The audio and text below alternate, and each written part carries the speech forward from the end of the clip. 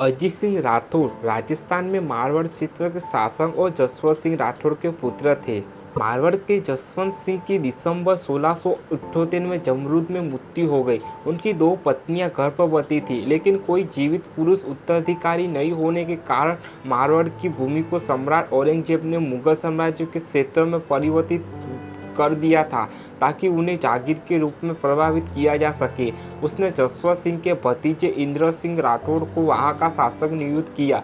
इतिहासकार John M Richards इस बात पर जोर देते हैं कि इसका उद्देश्य विलय के बजाय एक नौकरशाही अभ्यास था। औरंगजेब को कार्यों का विरोध हुआ, क्योंकि जब वह अपना निर्णय लागू कर रहा था उसी दौरान दोनों गर्भवती महिलाओं ने दो बेटों को जन्म दिया।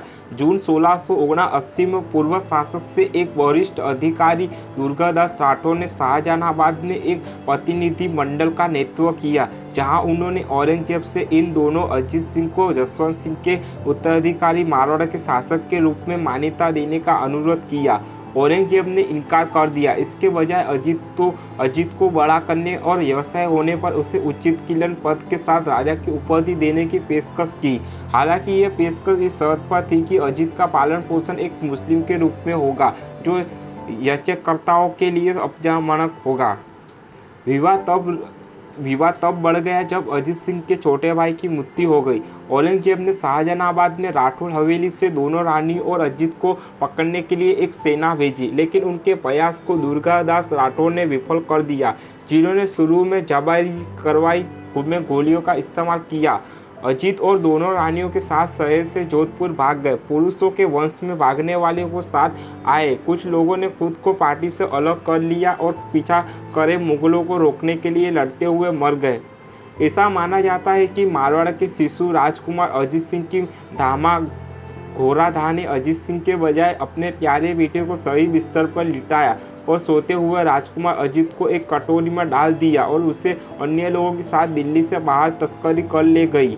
अन्य लोगों की राय की एक दासी अपने शिशु के साथ रानी के रूप में प्रस्तुत हुई और पकड़ने जाने के लिए पीछे रह गई।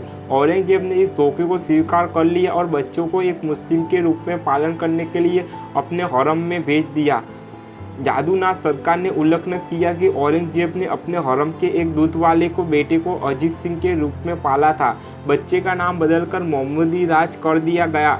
धर्म बदलने के कृत्य के बाद था कि प्रथा के अनुसार धोखेबाज ने मारवाड़ की भूमि पर संभी वचनबद्ध अधिकार खो दिया, जो अन्यथा उसके पास होते यदि वह वास्तव में अजीत सिंह होता। छल का खेल जारी रखते हुए औरंगजेब ने अजीत सिंह के प्रतिनिधियों के साथ बातचीत करने से इनकार कर दिया और दावा किया कि वह बच्चा धोखेबाज था। उसने अपने बेटे मोहम्मद अकबर को मारवाड़ पर कब्जा करने के लिए भेजा।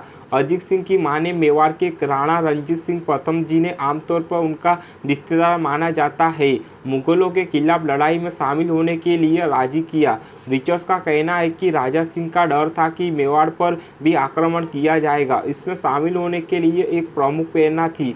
एक अन्य इतिहासकार सतीश चंद्र का मानना है कि कई संभावित विकल्प थे, जिसमें सिंह को सिंह राजपूत रियासत के बीच मेवाड़ की स्थिति पर जोर देने का अवसर देखना भी शामिल था। संयुक्त राठौर सिसोदिया सेना का मुगल सेना में कोई मुकाबला नहीं था। मेवाड़ पर ही हमला किया गया और राजपूतों को पहाड़ियों पर चले जाना पड़ा, जहां से छिटपुट गुरिल्ला युद्ध में लगे रहे। इस घटना के बाद 20 वर्षों तक मारवाड़ी सीधे मुगल गवर्नर के अधीन रहा। इस अवधि के दौरान दुर्गादास राठौर ने कब्जा करने वाली ताकतों के खिलाफ अथक संघर्ष किया। इस क्षेत्र से होकर गुजरने वाले व्यापार मार्गों को गुरिल्लाओं ने लूट लिया, जिन्होंने वर्तमान राजस्थान और गुजरात में विभिन्न खजाने भी लूटे।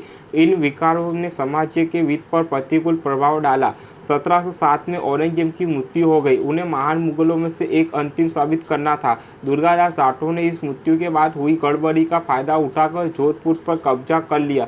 कब्जा करने वाली मुगल सेना को बेदखल कर दिया।